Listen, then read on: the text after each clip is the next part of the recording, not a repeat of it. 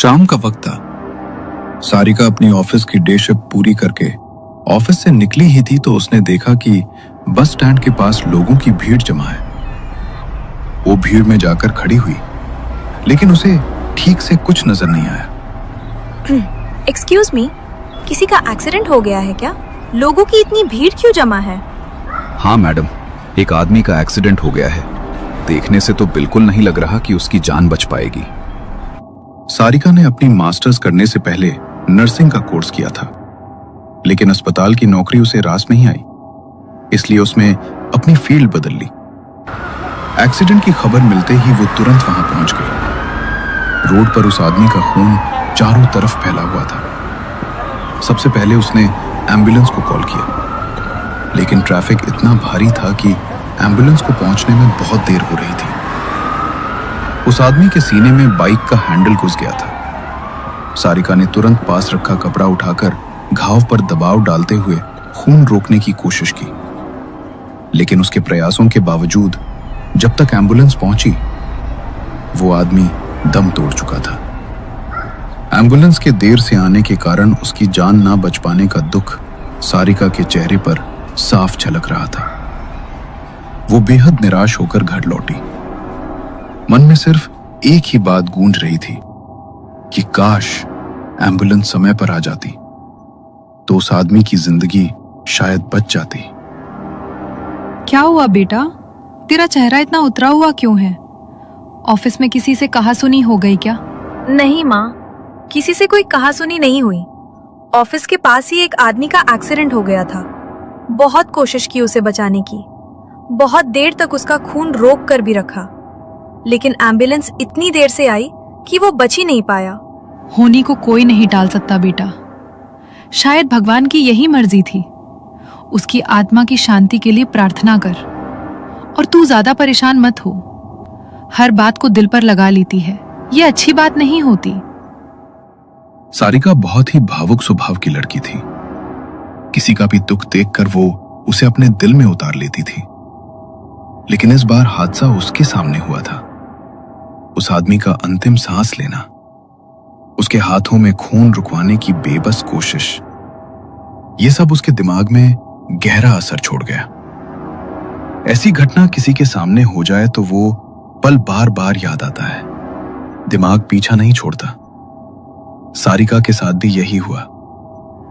वो दृश्य उसकी आंखों के सामने घूमता ही रहा, और इसी वजह से वो रात भर सो नहीं पाई। करीब 3 बजे जाकर कहीं उसकी आंख लगी। संडे का दिन था, इसलिए किसी ने उसे जगाया भी नहीं। जब वो सोकर उठी, उसका सिर भयंकर दर्द कर रहा था। शरीर इतना भारी लग रहा था कि जैसे वो उसका बोझ उठा ही नहीं पा रही। दोपहर के करीब 12 बज चुके थे। जब वो कमरे से बाहर नहीं आई तो उसकी मां चिंता करते हुए उसके कमरे में आ गई। सारिका अपने सिर पर कपड़ा बांधकर चुपचाप बैठी हुई थी, चेहरा उतरा हुआ और आंखों में सारी रात की थकान साफ झलक रही थी। अरे क्या हुआ तुझे? सर में दर्द हो रहा है क्या? दवाई ला कर दूं? हाँ माँ, बहुत तेज सर दर्द हो रहा है। शरीर भी बहुत भारी लग रहा है, पता नहीं क्या हो गया है। लगता है तुझे नजर लग गई है। कितनी बार कहा है बाल खोलकर बाहर मत जाया कर। ऊपर से तेरा वो परफ्यूम। कर वो हादसा हुआ था, पता नहीं उसी की वजह से तो ये सब नहीं हो रहा।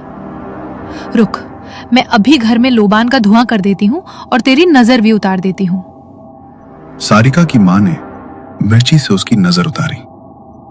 जब मिर्ची को आग में डाला गया तो धुआं बिल्कुल नहीं हुआ। यह देख सभी को लगा कि शायद सच में उसे नजर ही लगी थी। घर की शुद्धि के लिए सरला ने लोबान का धुआं भी कर दिया। शाम तक सारिका की तबीयत बिल्कुल ठीक हो गई। रात को उसने घर वालों के साथ मूवी भी एक देखी और अगली सुबह ठीक ठाक ऑफिस निकल गई। लेकिन रात को जब वो घर लौटी तो फिर वही हालत, सर में तेज दर्द, शरीर में भारीपन, और इस बार इतना ज्यादा कि वो घर आते ही खड़ी भी नहीं रह पाई। ना उसने खाना खाया, ना किसी से बात की, और सीधा अपने कमरे में जाकर दरवाजा बंद कर लिया। इसे क्या हो गया? ये सीधे अंदर क्यों चली गई? न किसी से बात की, न कुछ खाया। पता नहीं, ऐसा तो ये कभी नहीं करती। तू जाकर देख क्या हुआ है।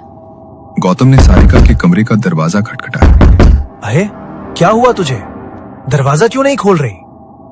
माँ बाहर खाने के लिए बुला रही है, जल्दी आजा। मेरा खाने का मन नहीं है, आप लोग खा लीजिए। बहुत थक गई हूँ, नींद आ रही है। प्लीज अब मुझे डिस्टर्ब मत करना। जब सारिका ने कहा कि वो बहुत थकी हुई है तो गौतम कुछ नहीं बोला और वापस चला गया। लेकिन अगली सुबह जब सरला उसके कमरे में पहुंची, सारिका को देखकर उनकी आंखें फटी की फटी रह गई। जो सारिका कल तक बिल्कुल ठीक लग रही थी, आज उसकी आंखों के नीचे गहरे काले गड्ढे पड़ चुके थे और वो दीवार की ओर टकटकी लगाकर अपने आप ही मुस्कुरा रही थी। तू पागल हो गई है क्या? भला कोई ऐसा मजाक करता है? आज के बाद मेरे साथ ऐसा भद्दा मजाक करने की जरूरत नहीं है। गुस्से में सरला वहां से चली गई। उसी वक्त सारिका के फोन की रिंग बजी। स्क्रीन पर रोहन का नंबर चमक रहा था। उसने झट से कॉल रिसीव की। तो आखिर कॉल आ ही गई तुम्हारी। सुनो रोहन, अगर इस बार भी तुमने घर पर मेरे लिए बात नहीं की ना, तो मैं मम्मी को कह दूंगी कि जहाँ उन्हें ठीक लगे वहीं मेरी शादी कर दे। अब मैं और इंतजार नहीं कर सकती तुम्हारा। अरे बाबा, थोड़ा टाइम तो दो मुझे। अब और टाइम नहीं दूंगी रोहन। 3 साल से तुम यही बोल रहे हो, थोड़ा टाइम थोड़ा टाइम। अब मैं घर वालों को और नहीं रोक सकती। या तो तुम मेरे घर आकर मेरा हाथ मांगो या फिर मुझे हमेशा के लिए भूल जाओ। लेकिन सारिका ने रोहन की बात बीच में ही काट दी और गुस्से में कॉल डिस्कनेक्ट कर दी। उसे गुस्सा तो था, लेकिन उसके बाद जो हुआ वो गुस्से से कहीं ज्यादा डरावना था। अचानक उसके सिर में तेज भारीपन उतर आया। कमरे की लाइट्स बिना किसी कारण चमकने लगी। माहौल में अजीब सी ठंडक फैलने लगी। सारिका घबराकर अपने बेड के पास लगे शीशे की तरफ देखती है और अगले ही पल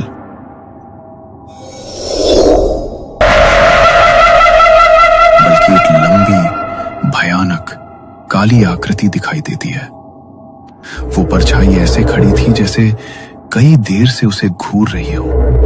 डर इतना गहरा था कि उसके मुंह से आवाज भी नहीं निकली। चीख अटक गई, सांस रुक गई और अगले ही पल वो अपने ही बिस्तर पर बेहोश होकर गिर पड़ी। सुबह उसके फोन की रिंग बजती है तो अचानक से वो हड़बड़ाकर उठती है।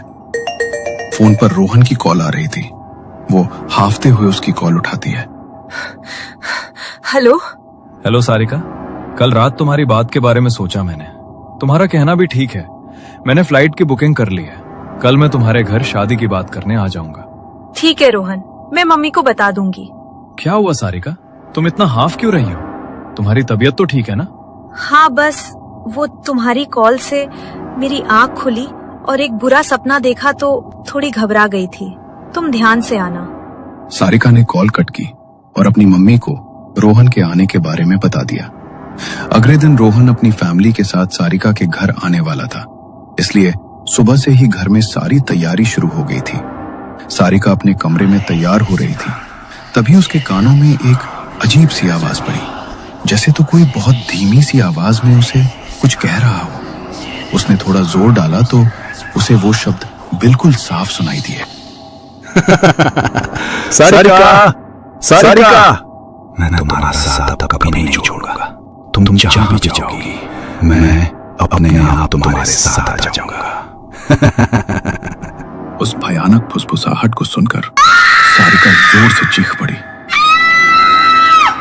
उसकी चीख सुनते ही उसकी माँ घबराकर उसके कमरे में भागी। सारिका, क्या हुआ तुझे?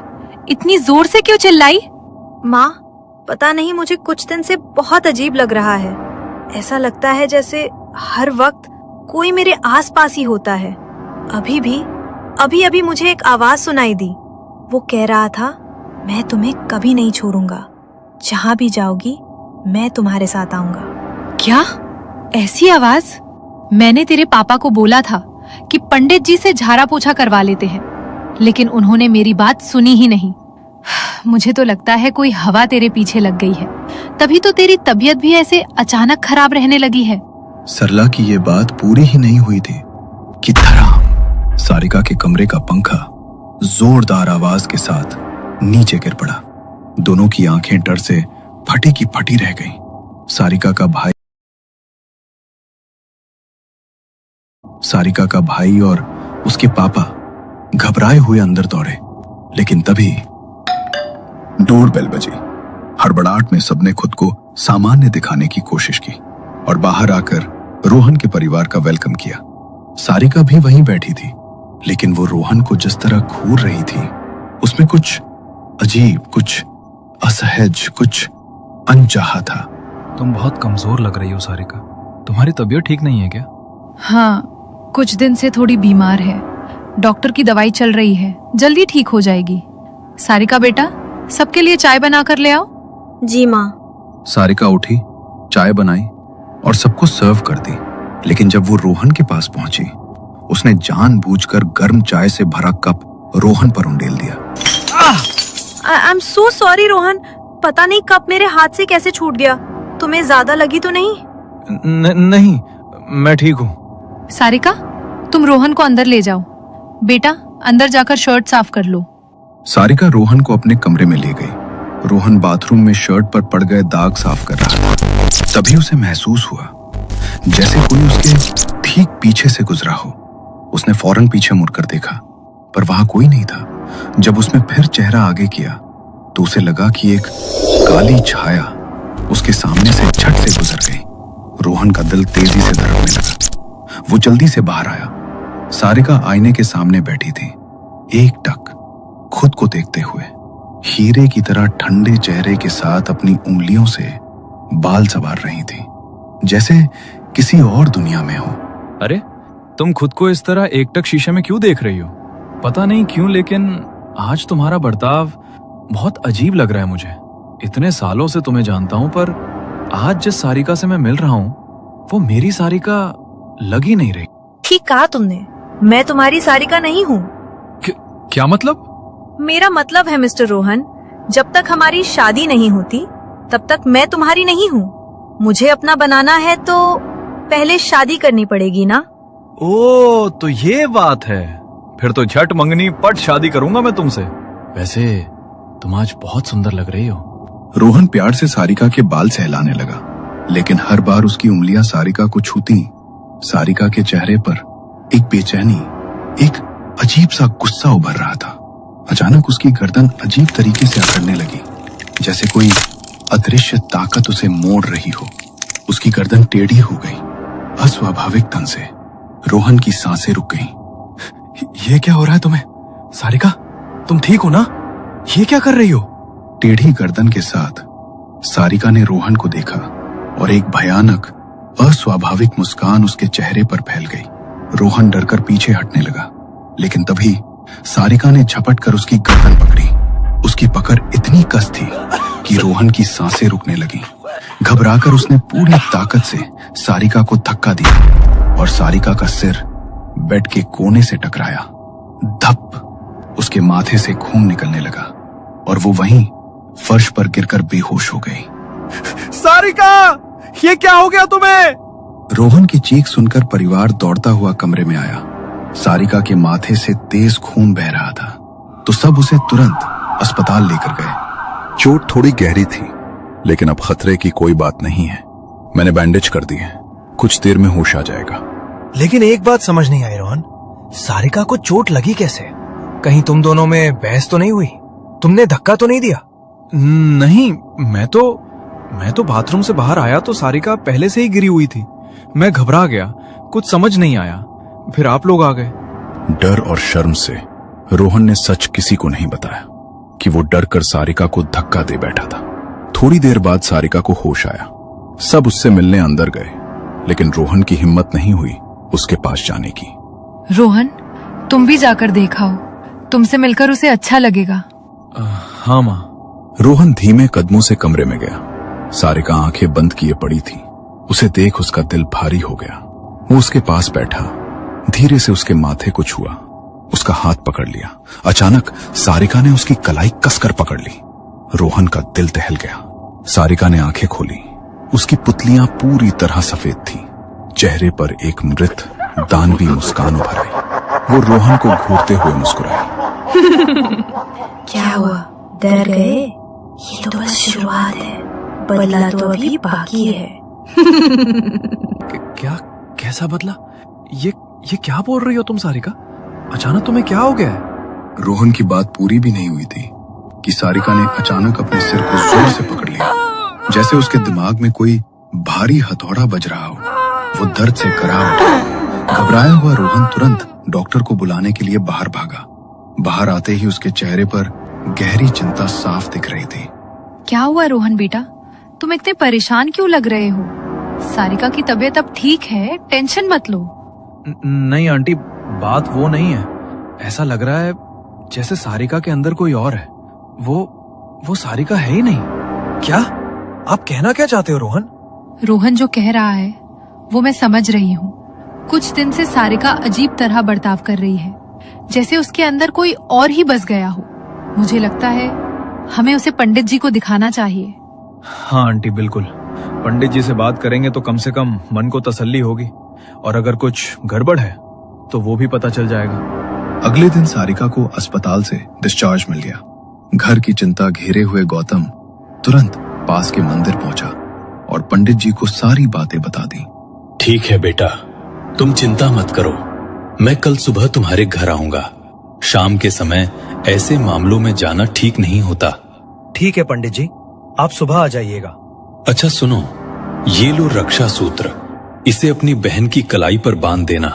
अगर उसके साथ कुछ गलत हो रहा होगा तो ये उसे बचा लेगा। जी पंडित जी, मैं इसे वहीं बांध दूंगा। गौतम पंडित जी से वो रक्षा सूत्र लेकर घर के लिए निकल गया। रास्ते में वो एक दुकान पर सामान लेने रुका। जैसे ही उसने पैसे देने के लिए अपनी जेब से वॉलेट निकाला, उसी वक्त उसकी जेब में रखा रक्षा सूत्र नीचे सड़क पर गिर गया।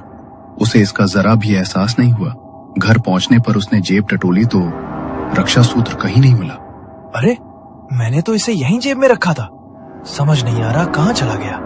मैंने कहा था ना, ध्यान रखना, कहीं रास्ते में गिराकर आ गया होगा।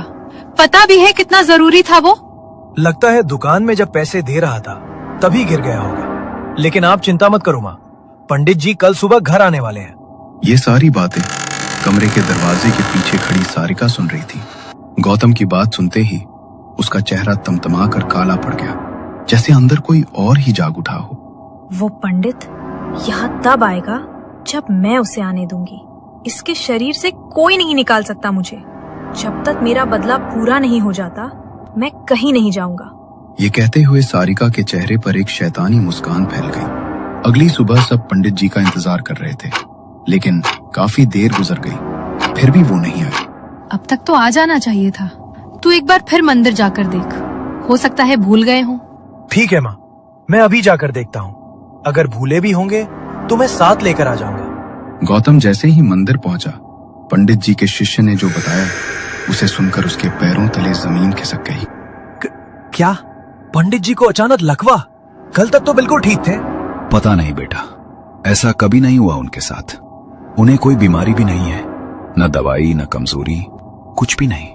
अचानक ऐसा कैसे हो गया, कोई समझ नहीं पा रहा। गौतम गहरी चिंता में डूबा घर पहुंचा।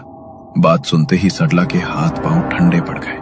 मैंने कहा था ना, कुछ न कुछ गड़बड़ जरूर है। वो जो भी है पंडित जी को घर में आने ही नहीं देना चाहती, क्योंकि अगर वो एक बार घर के अंदर आ गए तो सब राज खुल जाएगा। माँ इतना मत सोचो, जरूरी नहीं कि यही वजह हो। इंसान है, कभी भी कुछ भी हो सकता है। कल मैं किसी और पंडित जी को बुला लूंगा, आप चिंता मत करो। घर में यही चर्चा चल रही थी कि तभी लैंडलाइन बजने लगी। सरला ने रिसीव किया। सामने रोहन की माँ मधु थी। बहन जी, मैंने आपको इसलिए फोन किया है कि हमने शादी की तारीख तय कर दी है। अगले 6 महीनों तक कोई अच्छा मुहूर्त नहीं था, तो 15 दिन बाद का दिन मिला है। पता है जल्दी है, लेकिन हम चाहते हैं कि बच्चों की शादी जल्दी हो जाए। रोहन भी इंडिया वाला काम बंद कर चुका है और विदेश में काम करने की सोच रहा है। ठीक है बहन जी, जैसा आपको सही लगे वैसा ही करते हैं। वैसे भी शादी आज नहीं तो कल करनी ही है। बस अब इतनी जल्दी में हमें आज से ही सारी तैयारियां शुरू करनी पड़ेंगी। शादी सिर्फ 15 दिन बाद तय थी। घर पर हलचल बढ़ गई। सजावट, खरीदारी, रिश्तेदारों के फोन और इन सब के बीच कोई धीरे धीरे सारिका की हालत ही भूल गया। दिन बीते और वो दिन आ गया। सारिका की शादी का दिन। बारात आने में बस कुछ ही समय बाकी था। सारिका दुल्हन का लाल जोड़ा पहनकर अपने कमरे में तैयार हो रही थी। ज्वेलरी, मेकअप, हल्की शांति, लेकिन उसकी आंखों के भीतर कहीं एक ठंडा सन्नाटा छिपा था। तैयार होने के बाद उसने सबको बाहर भेज दिया, फिर धीरे से अपनी अलमारी खोली और वहां से एक कुर्ता निकाला। वही कुर्ता जिस दिन उसके दफ्तर के सामने वो एक्सीडेंट हुआ था और उस अजनबी आदमी का खून उस पर लगा था। सारिका ने वो दाग कभी नहीं धोए थे, बल्कि कुर्ते को यूं ही संभाल कर रख लिया था। आज उसने वो कुर्ता खोला, जहां जहां खून के निशान थे वहां से कपड़े के छोटे छोटे टुकड़े काटे और उन्हें अपने लहंगे के दुपट्टे में कसकर बांध लिया। अगर आज मैं इसके साथ बंधी नहीं तो इसके साथ जा भी नहीं पाऊंगी। इस बंधन के लिए ये करना जरूरी है। उसके चेहरे पर वही शैतानी मुस्कान थी, ठंडी, निर्जीव और कुछ खास इंतजार करती हुई। तभी दरवाजा खुला। सरला अंदर आई। उन्होंने अपनी दुल्हन बनी बेटी को देखा और आंखें नम हो गईं। उन्होंने प्यार से उसे गले लगा लिया। मेरी बच्ची, ससुराल जाकर अपना ख्याल रखना और अगर कभी कोई परेशानी हो तो बेझिझक यहाँ चली आना। ये घर कल भी तेरा था, आज भी तेरा है और हमेशा रहेगा। बारात आ गई है, चल। और सुन, ये लोहे की कील अपने पर्स में रख ले। फेरों के समय ये तुझे बुरी शक्तियों से बचाएगी। माँ, मुझे बस 1 मिनट, मैं बाथरूम जा रही हूँ। आप कील को बेड पर रख दो। कमरे से निकलते हुए मैं बैग में डाल लूंगी। ठीक है बेटा, मैं बाहर ही हूँ। सरला जैसे ही बाहर निकली, सारिका ने तेजी से चादर को हाथ से झटक दिया और लोहे की कील बिस्तर के नीचे लुढ़क कर गायब हो गई। कुछ मिनट बाद वो कमरे से बाहर आई। शादी की रस्में शुरू हो गई। गीत, पंडित की आवाजें, हंसी, कैमरे की फ्लैश। लेकिन जब फेरों का समय आया, उसी वक्त वो परछाई, वो ठंडी आत्मा सारिका के साथ साथ फेरे ले रही थी। आज एक नहीं, 2 आत्माएं बंध रही थीं। एक शादी का बंधन और एक बदले का बंधन। रात को सभी रस्में पूरी हो गई। सारिका अपने ससुराल पहुंची और आज थी उसकी पहली रात। वो कमरे में आई, हाथ में गर्म दूध का गिलास लिए रोहन के लिए, और उसके चेहरे पर वही मुस्कान थी, धीमी, खतरनाक और अजीब रूप से शांत। ये लो, पी लो इसे। बहुत प्यार से तुम्हारे लिए बनाया है मैंने। अगर इतना प्यार से कहोगी तो मैं तुम्हारे हाथ का जहर भी पी जाऊंगा। सोच समझ कर बोलो रोहन, क्या पता इस दूध में वाकई जहर हो और इसे पीने के बाद तुम हमेशा हमेशा के लिए। सारिका, ये कैसी बातें कर रही हो तुम? पहले तो तुम कभी ऐसा जवाब नहीं देती थी। अरे बाबा, मजाक कर रही थी। तुम भी ना आजकल हर बात पर नाराज हो जाते हो। ये लो, जल्दी पी लो। सारिका ने दूध का गिलास रोहन की ओर बढ़ा दिया। रोहन ने गिलास पकड़ा ही था कि ठक ठक ठक दरवाजे पर जोर जोर से दस्तक होने लगी। रोहन, दरवाजा खोलो बेटा, जल्दी खोलो और वो दूध मत पीना। दूध मत पीना? माँ ऐसा क्यों कह रही है? जल्दी दरवाजा खोलो। सारिका का चेहरा एक पल में गुस्से से तमतमा गया। ना चाहते हुए भी उसने दरवाजा खोला। मधु भीतर घबराई हुई दौड़ते हुए आई। बेटा, तूने दूध पिया तो नहीं? नहीं माँ, लेकिन ऐसा क्यों बोल रही हो? क्या हुआ है? अभी मैं रसोई में गई थी तो देखा जिस पतीले में दूध था उसमें छिपकली गिर गई थी। उसका जहर दूध में घुल गया होगा। अगर तू पी लेता तो बहुत बड़ा अनर्थ हो जाता। क्या? लेकिन जब मैं दूध लेकर आई थी तब तो ऐसा कुछ नहीं था। शायद मेरे आने के बाद गिरी होगी। वो जो भी हो बहू, लेकिन इस दूध को जाकर गिरा दे।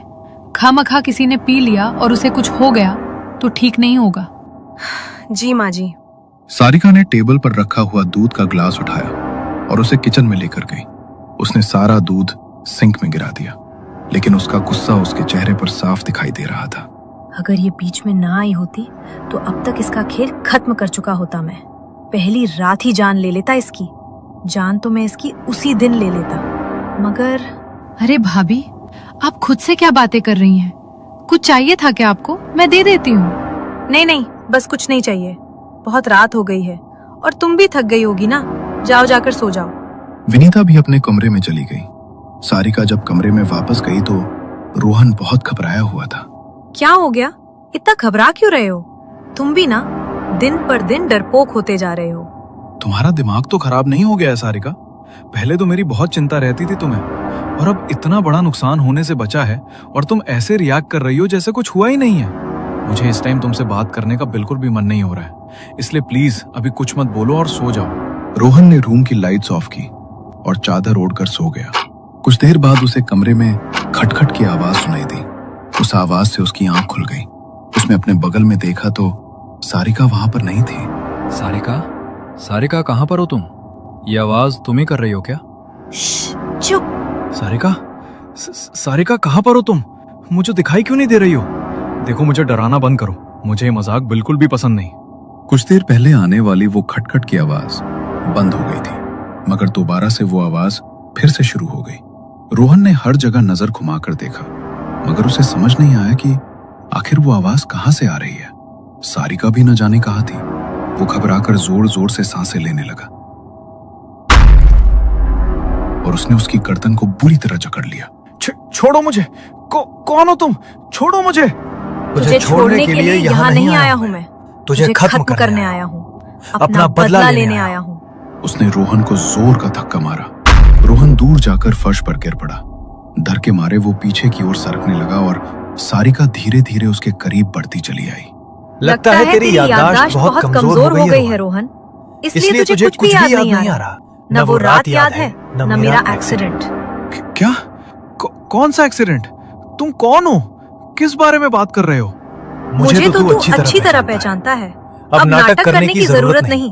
25 फरवरी को तू जानबूझकर शहर से बाहर चला गया था, ताकि जब तू मुझे मरवाए तो किसी को तुझ पर शक न हो और आराम से मेरे सारे शेयर्स तेरे नाम ट्रांसफर हो जाए। और ये सब तेरी प्यारी सारिका भी जानती थी। नमन? हाँ, नमन बहुत जल्दी पहचान गया ना? अच्छी बात है। कम से कम मरने से पहले तुझे ये तो पता चलेगा कि तू क्यों मर रहा है। नहीं नमन, प्लीज छोड़ दे मुझे। जो भी किया अनजाने में किया, लालच आ गया था मन में। मैं तुझे मारना नहीं चाहता था, पता नहीं ये सब कैसे हो गया। बस बहुत हो गया। अगर तू मुझे मारना नहीं चाहता था तो मेरा एक्सीडेंट करवाया ही क्यों था? कुछ दिन पहले रात के 11 बज रहे थे।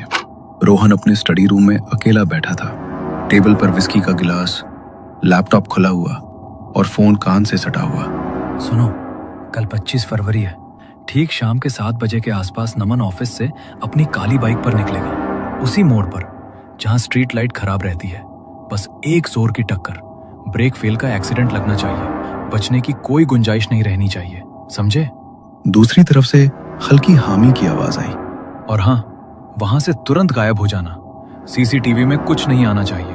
पैसे डबल कर दूंगा, बस काम हो जाना चाहिए। मेरे सारे शेयर्स मेरे नाम हो जाने चाहिए।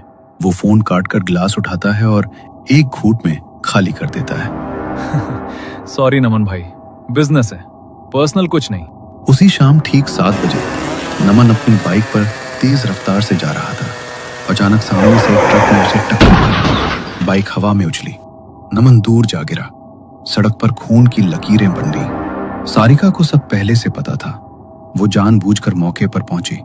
नाटक करने के लिए चीखी चिल्लाई, रोई, मानो नमन को बचाना चाहती हो। लेकिन नमन मरने से पहले सब समझ चुका था।